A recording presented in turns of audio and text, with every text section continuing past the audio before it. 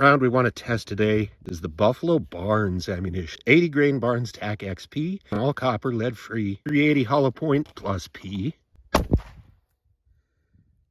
1239. 1224 again.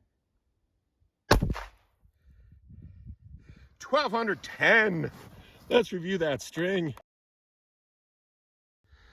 The Buffalo Barnes does not disappoint. Let's see how it does in the gel though.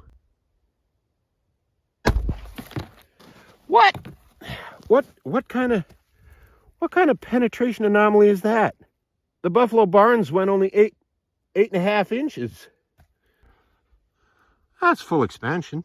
Buffalo Barnes, almost 70 caliber. No wonder it stopped so short.